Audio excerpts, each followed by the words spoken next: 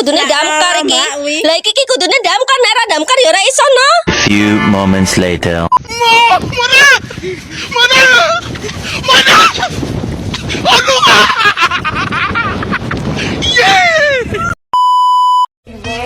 Just a feeling that I want you behind because it's something that is on.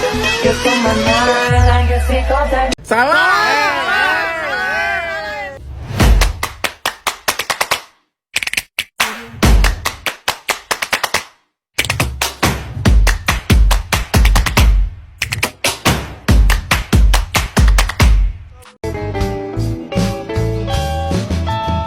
Bang, udah bang.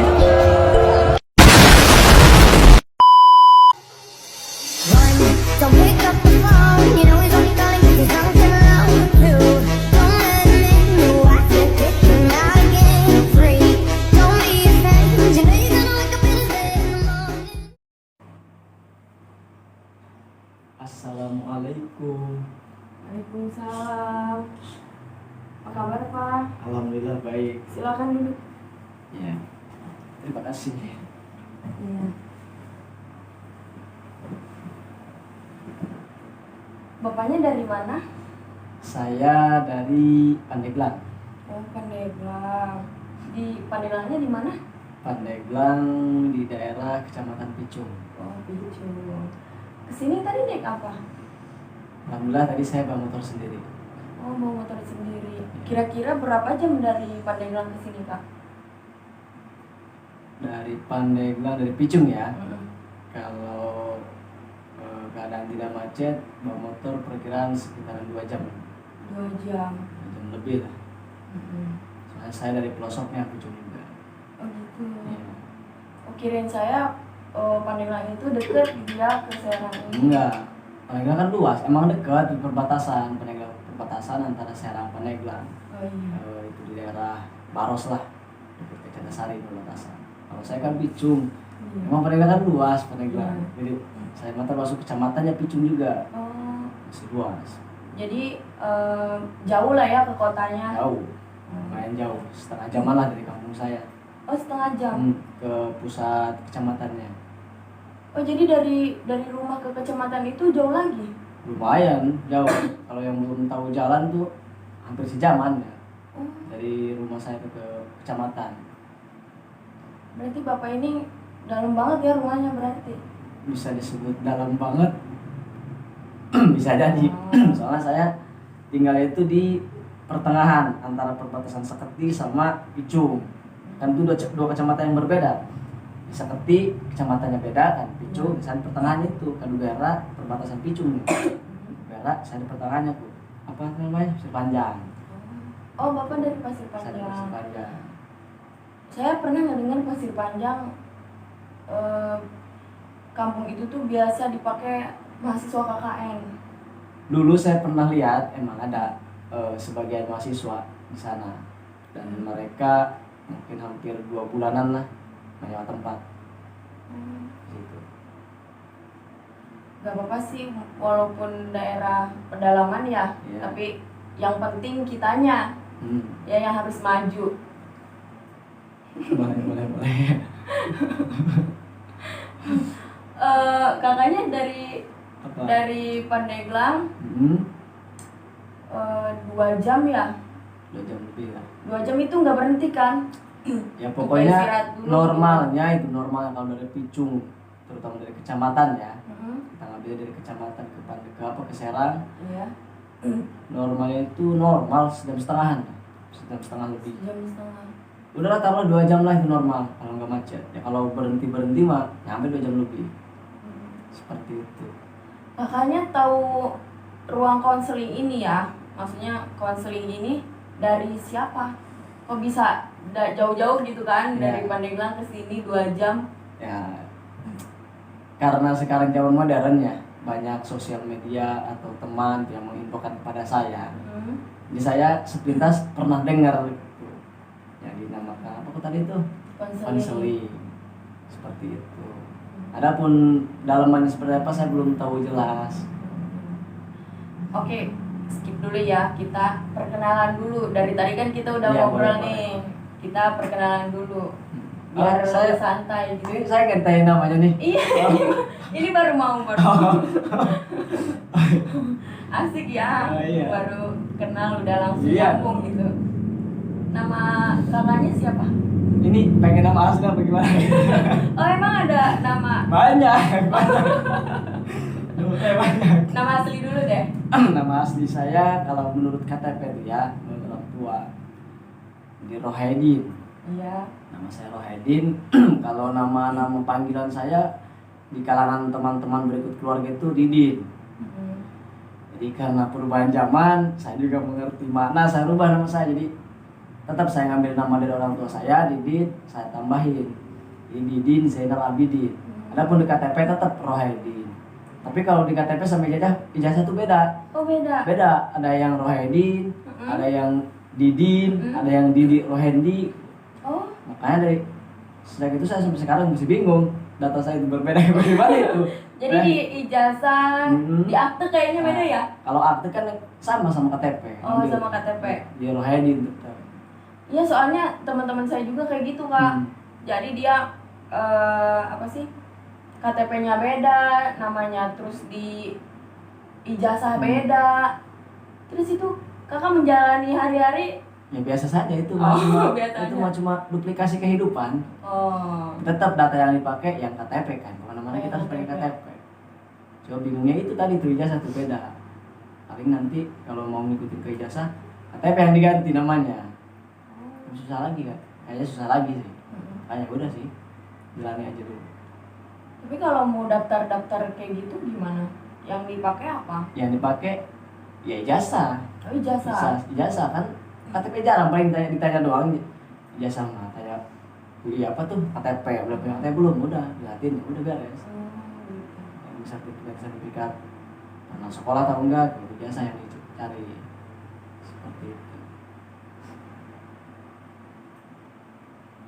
Dari obrolannya kakak ini saya ini sebentar ya. Iya.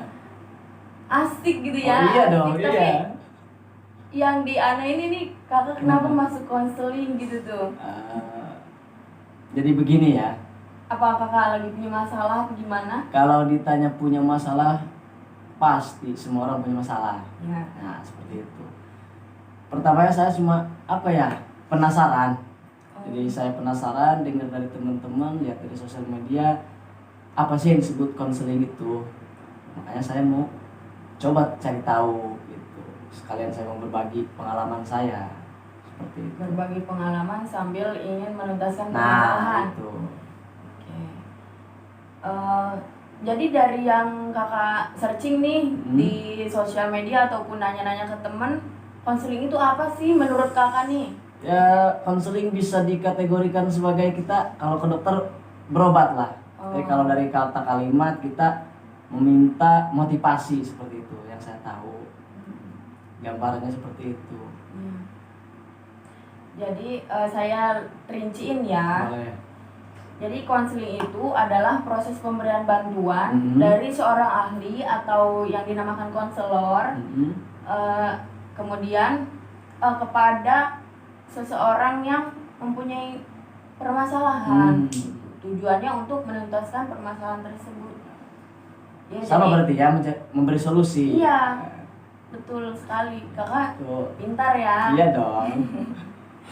Jadi tujuannya itu untuk mengentaskan permasalahan atau apa ya, menyelesaikan permasalahan Dengan yang- curhat tersebut seperti itu. Iya, karena nih kak, kebanyakan atau riset membuktikan bahwa laki-laki itu, saya maaf ya, ini saya Iya nggak apa-apa. ngaitin gender, laki-laki itu lebih rentan gila gitu.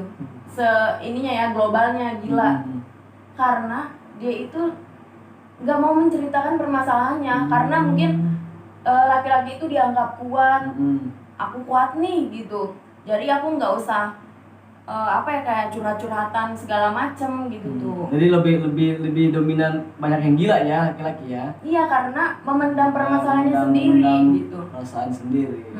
Jadi kakak ini sebenarnya tepat masuk ke ruang konseling ini Iya. karena Mm-mm.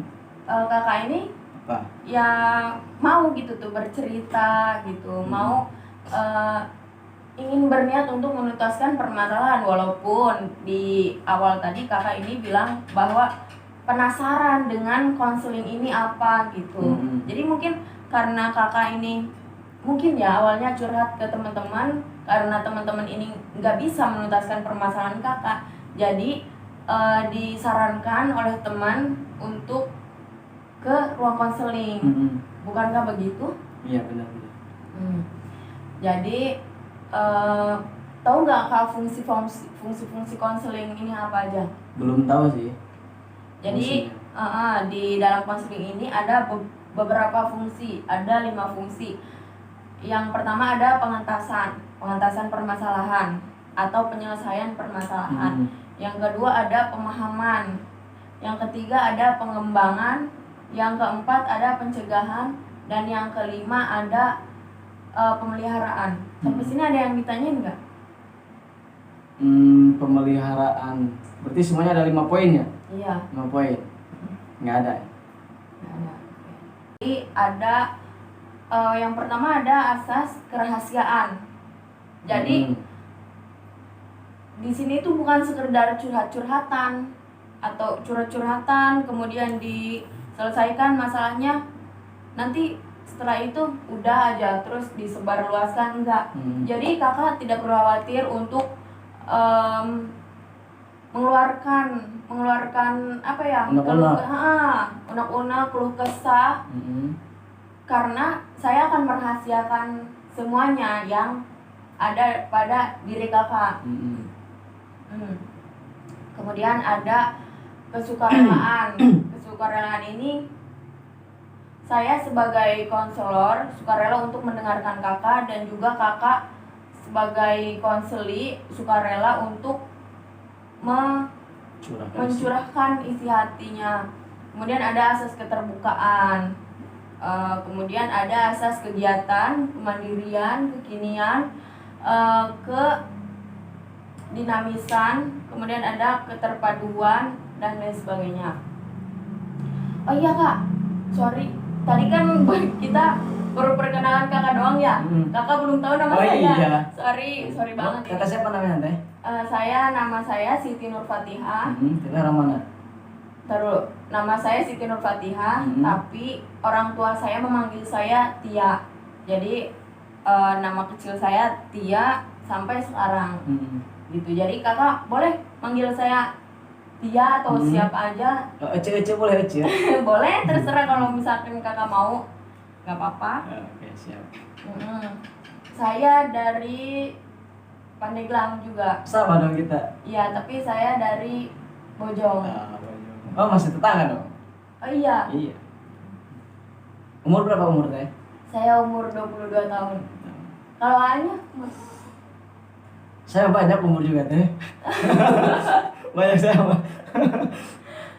Kadang saya bisa umur 24, kadang 20 gitu. Kok bisa? Ya tadi datanya tadi itu. Oh, dari data. Ya kalau di KTP saya 97 itu termasuk umur 26 ya. Kalau sadar. Iya. Tapi kalau di kalangan teman-teman kadang ada yang nyebutin saya umur 28. Seperti itu. Jadi lahir dengan data itu beda. Nah, beda. Cuma data yang asli ada pada ibu saya yang tahu. Kan dia yang melahirkan saya. Oh. Seperti itu. Jadi sebenarnya kakak ini umurnya berapa tahun? Ya, kita ambil tengah aja berarti. Kalau 28, 26 berarti 27. Ada 7. Seperti itu. Tapi kalau lagi keluar saya ditanya berapa umur? Ya apa? 22, 21 gitu. Oh gitu. Ya, kan masih muda saya teh. Oh. Lihat dong. Ya enggak? Boleh. Kita balik lagi ya ke Siap. konseling. Jadi di konseling ini ada 3 tahap. 3 tahap ini yang pertama ada tahap awal, pertengahan, dan tahap akhir. Durasinya ini minimal 30 menit sampai 45 menit atau bisa bahkan lebih. Kalau tidak bisa terselesaikan sekarang, konseling ini bisa dilakukan di pekan selanjutnya. Jadi bisa di episode. Ada part-part selanjutnya gitu. Kayak film aja ya season. Iya, karena kan permasalahan ini nggak bisa langsung terselesaikan atau gimana gitu. Oke. Ya, kita lanjut ya. Boleh. Kita langsung masuk nih ke pembahasan. Boleh. Udah siap? Siap. Apa mau ke kamar mandi dulu? Enggak, udah. Oh enggak, udah siap ya. Jadi Siap. sebelum masuk ke sini udah mempersiapkan diri. Baik, bagus. Apa yang sering membuat kakak sedih Sering membuat sedih. atau membuat pikiran kakak terganggu gitu?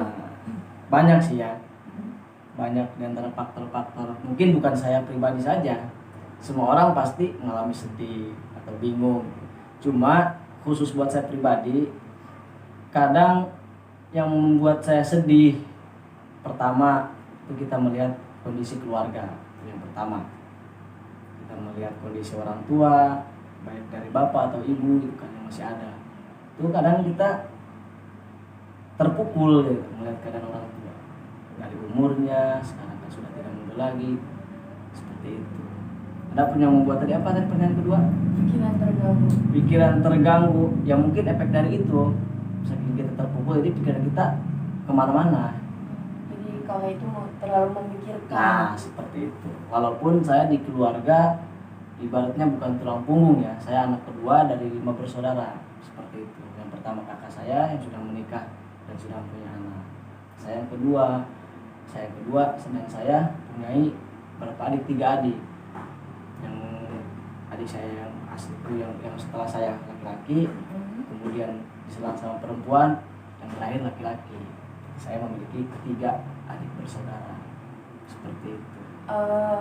Yang membuat kakak kasihan kepada orang tua ini apa selain faktor usia? Nah, begini ya, sebagai seorang anak, semua orang pasti ingin melihat atau membuat orang tua bangga.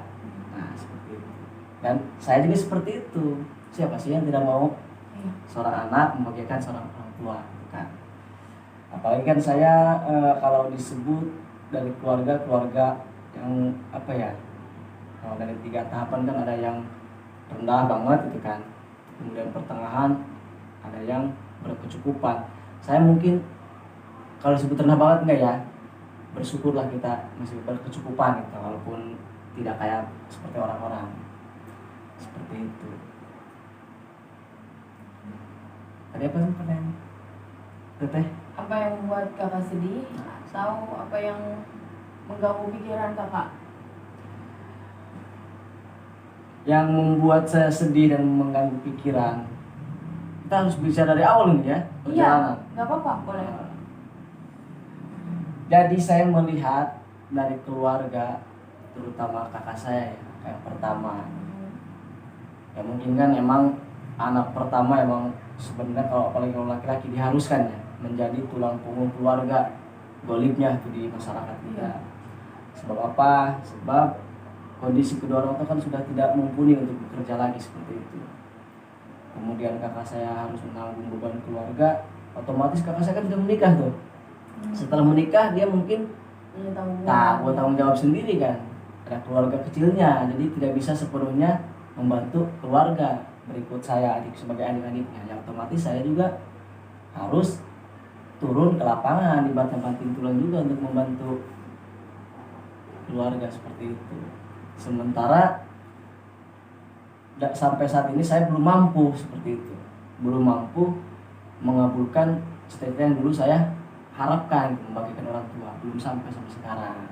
Makanya itu mengganggu pikiran saya, mengganggu bahkan saya kalau saya sedang sendiri gitu, merasa sedih seperti itu. Begitu teh. Jadi intinya kakak kasihan sama orang tua. Jelas kasihan dia pasti.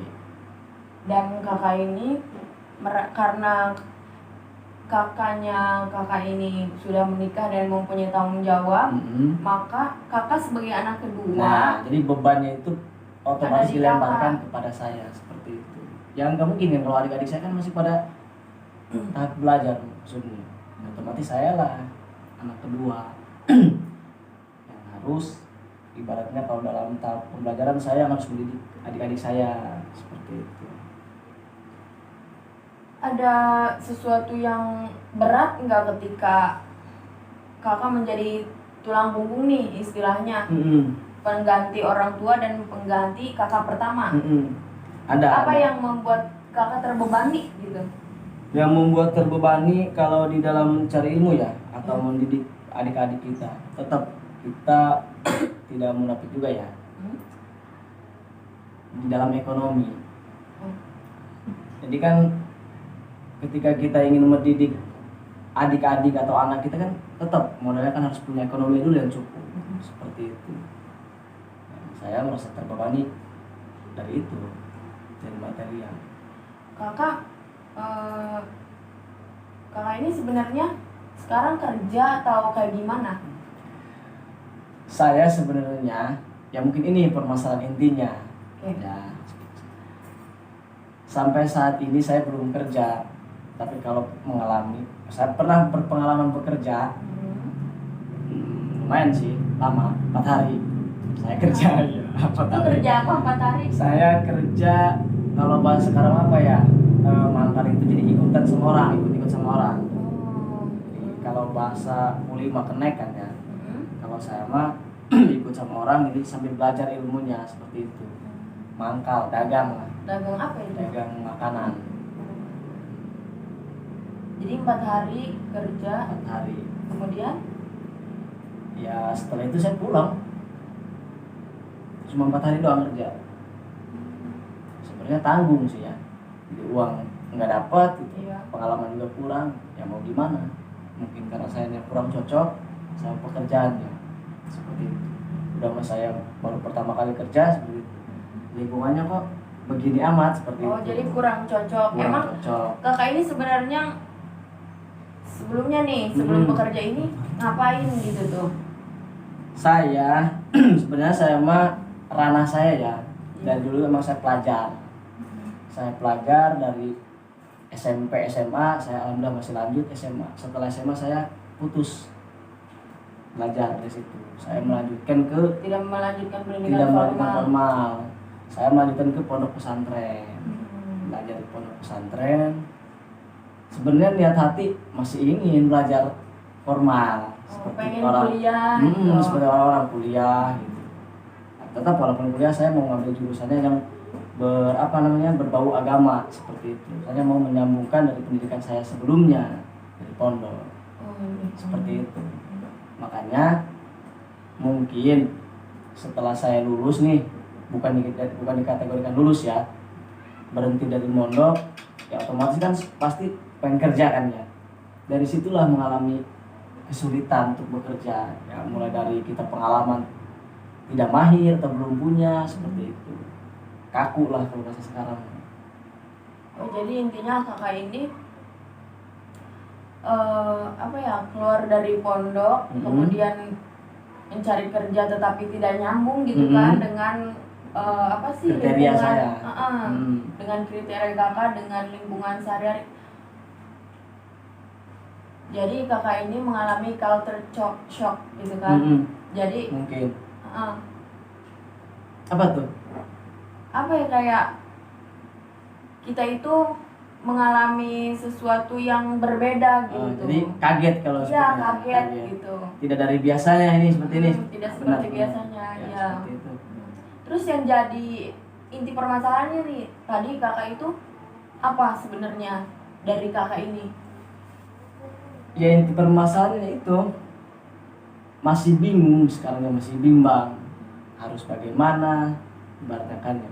Kalau saya mengulangi ibaratnya saya harus punya sertifikat untuk bekerja ya mungkin lebih sulit lagi. Ibaratnya saya kan tahapannya sekarang bukan memikir untuk belajar lagi, ibaratnya mencari sertifikat untuk bekerja kan. Sekarang waktunya untuk kita praktek seperti itu. Ya, itu yang buat saya bingung harus bagaimana. Kita mau buka usaha sendiri, kita modal tidak punya ibaratnya. Terus kita mau pinjam ke siapa? Sementara kita kalau pinjam ke bank atau ke pihak pinjol, saya juga ibaratnya ya dalam arti kata tidak mau lah. Saya juga kan ibaratnya tahu sedikit-sedikit dari pondok ilmunya. Kalau kita pinjam dari bank apa itu riba, apa kurang berkah kata Pak Kiai itu.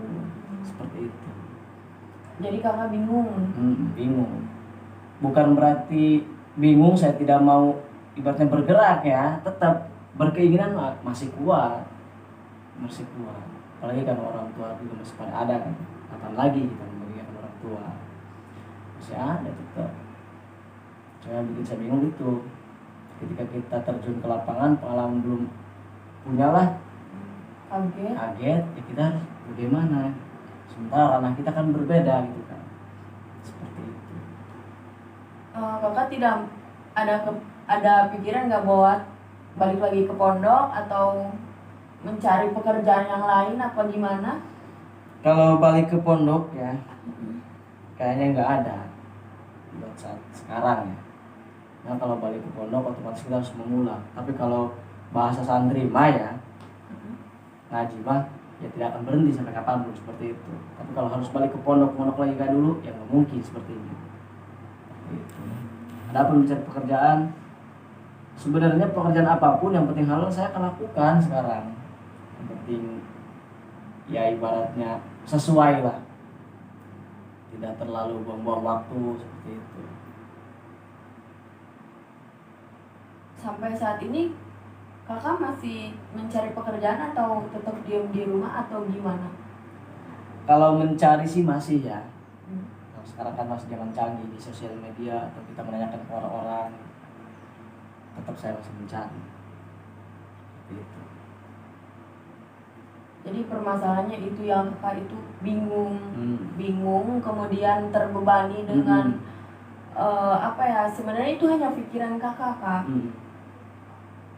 Karena kan gini, orang tua masih ada, kemudian ya kakak itu memang sih ya mungkin ada banyak anak yang ingin membahagiakan orang tuanya, tidak ingin membebani orang tuanya, apalagi orang tuanya ini sekarang sudah tua. Cuman kalau terlalu dipikirkan akan sangat mengganggu kepada pikiran kakak. Jadi menurut kakak apa nih yang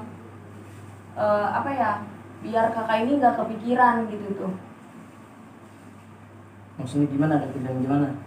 Ya kan nih kakak selalu kepikiran bahwa kakak ini menjadi tulang punggung bagi keluarga, padahal di rumah itu masih ada orang tua gitu. Jadi maksudnya tanggung jawab itu bukan sepenuhnya ada di kakak gitu tuh. Bisa nggak kakak mengenyahkan pikiran-pikiran negatif itu? Ya sebenarnya sih ya, kalau saya pribadi itu bukan pikiran negatif ya. Soalnya wajar seorang anak ibaratnya punya pemikiran seperti itu, yang normal ya.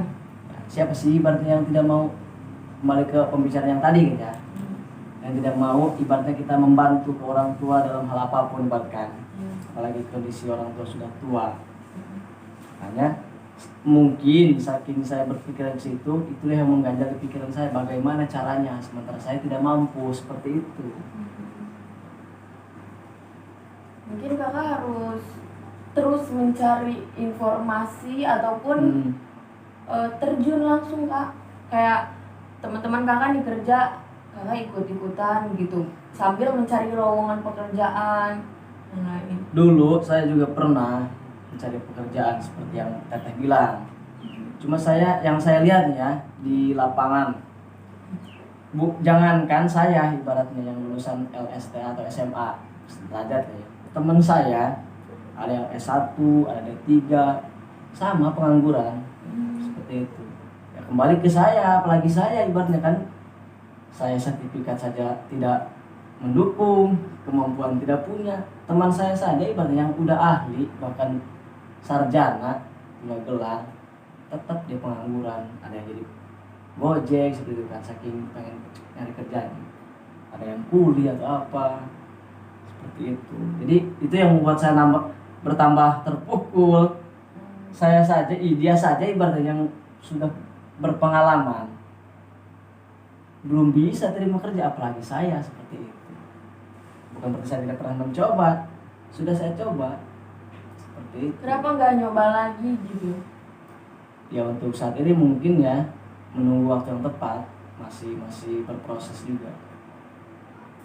Jadi kakak ini walaupun dengan pikiran yang mengganggu, Mm-mm. tapi kakak tetap mencoba. Tetap mencoba ya, walaupun ibaratnya saya sekarang juga belum bekerja ya, tapi saya punya kegiatan yang lain. Ibaratnya saya ibaratnya keluaran dari pondok kan, saya mau memanfaatkan ilmu dari pondok, saya juga ngajar seperti itu di masyarakat, Itu bagus. seperti itu. Tapi kan tetap kita punya ilmu itu ibaratnya dari pondok nih, ngajar buat masyarakat, bermasyarakat. Di antara itu kan kita tetap harus ada kebutuhan yang harus kita penuhi seperti itu. Iya bisa paham. Paham kan maksudnya? Dalam tanda kutip seperti itu. Iya, kita ngajar, kita harus ikhlas kan, itu dari pondok kita ngajar, tapi dalam artian kita Butuh. nah seperti itu. Paham betul kan? Iya, paham. Nah, maksud saya oke. Jadi sementara ini kakak masih mencari, berusaha lah ya, berusaha sambil ngajar ngaji. Nah, seperti itu. Apa masih ada yang mau dicurahkan?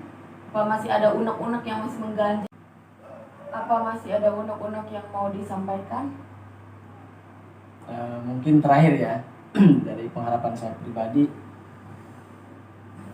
ini dari pengharapan saya pribadi ya, jadi bukan ibaratnya mengharapkan 100% ke manusia, bukan. Seandainya kalau ada orang, ibaratnya orang yang baiklah, mau dari pihak keluarga atau dari teman atau apa siapalah, yang mau meminjamkan modal buat saya pribadi, memberi modal supaya saya bisa usaha, lebih baik saya usaha sendiri, mau dagang atau jualan apa gitu, seperti itu, daripada kerja sama orang lain. Soalnya prinsip saya kalau kita usaha sendiri, kita ada yang modalin kan, punya modal lah, usaha kita bisa mengajak orang lain juga untuk bekerja sama saya, merekrut orang, kan lebih bermanfaat seperti itu. Masya Allah, mulia sekali ya. Itu kan baru pengharapan, mudah-mudahan terkabul doanya aja teh. Amin. Doain. Seperti itu. Itu juga termasuk unek-unek ya. Iya. Keinginan kan, keinginan yang belum tercapai. Seperti itu sih saya mah, simpel saja. Kalau ada orang yang mau memberikan, percayalah kita berikan modal dan kita juga mengamanahkan amanah itu ya, menyerahkan dengan baik, buka usaha, jualan atau apa, kita juga bisa merekrut orang kan, dari saudara atau dari teman, mereka usaha bareng kita seperti itu, supaya bermanfaat. Udah sih saya mesti gitu doang. Masih apa udah lega apa? Alhamdulillah sudah 50%, karena belum dipraktekkan, maksudnya belum tercapai keinginan seperti Jadi itu. komitmen kakak nih setelah ini apa? Komitmen saya, Apa yang akan kakak lakukan? ya saya paham. Ya untuk saat ini mungkin ya, tapi tetap saya juga berkomitmen, tidak ada sesuatu yang tidak mungkin seperti itu. Tapi di balik semua itu kita harus berdoa dan berikhtiar seperti itu. Itu komitmen saya. Jadi tidak mungkin, tidak ada sesuatu yang tidak mungkin seperti itu. Jadi kalau kita berusaha, hasil itu usaha itu tidak akan mengkhianati hasil seperti itu. Innamal usri yusra. Seperti itu kata Pak Ustaz. Jadi setelah kesulitan pasti ada kemudahan. Itu pun kalau kitanya pas kita kesulitan mau berusaha. Kalau kita tidak mau berusaha tetap sulit, ya sulit saja sampai mati, seperti itu prinsip saya. Jadi komitmen kakak saat ini tetap berusaha. Berdoa dan berusaha seperti itu. Karena saya tetap memegang teguh seperti saya ana murid, berarti saya pribadi kan, ana murid, anti turid, wallahu fa'alu lima yurid, seperti itu. Saya mengharapkan apa yang saya inginkan, teteh juga seperti itu, tapi tetap saya dan teteh ada di kehendak Allah Subhanahu wa taala, seperti itu. Jadi walaupun kita mempunyai keinginan tapi Allah tidak menginginkan keinginan kita, tidak akan terkabul. Nah, seperti itu. Kalau berdoa dan berusaha, saya sampai sekarang ya masih.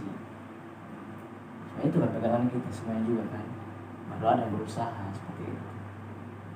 Ya mungkin untuk saat ini belum terkabul, bukan berarti doa kita ditolak, bukan, mungkin kita yang belum siap, seperti itu. Prinsip saya ya ini mah. Gitu teh. Oke, jadi dari pemaparan tadi ya, dari awal pemaparan permasalahan-permasalahan atau unek-unek kakak, kemudian sudah berkomitmen juga. Apakah akan dicukupkan sampai sini atau masih ingin dilanjutkan di pekan selanjutnya? Ya mungkin cukup sampai sini. Ya. Cukup sampai sini. Saya juga sudah merasa lega. Lega. 50% lah ibaratnya. Mungkin kalau kakak ingin berkonsultasi lagi atau ingin curhat lagi gitu ya, ingin dikonselingi lagi, mungkin bisa datang lagi ke sini Insya Allah. ya. Nanti chat saya lagi Siap. aja. Ya, nanti saya kasih jadwal. Oke. Saya sebelumnya berterima kasih banyak sama Teteh ya. Saya juga terima kasih Saya banyak. sudah ibaratnya Teteh sudah mau meluangkan waktunya buat saya. Saya juga ya intinya saya berterima kasih lah, kita sudah mau membantu pikiran, berbagi pikiran sama saya seperti itu, mau mendengarkan curhatan saya berterima kasih banyak. Sama-sama kakak, saya juga senang untuk membahas yang seperti ini. Iya. Karena di luar sana banyak yang sulit untuk meluangkan pikirannya. Saya sebenarnya senang kakak ini datang ke sini karena dengan sukarela ya, datang ke sini untuk meluangkan isi hatinya, udah berani gitu. Karena di luar sana banyak yang nggak berani, banyak yang takut nanti masalahnya bocor apa gimana, kemudian malu dengan permasalahan-permasalahannya. Sebenarnya nggak perlu malu, kakak udah hebat banget. Terima kasih atas pujian. Mungkin dicukupkan saja ya. Iya. Assalamualaikum warahmatullahi wabarakatuh. Waalaikumsalam. Terima kasih banyak kakak. Ya, silakan. Assalamualaikum. Waalaikumsalam.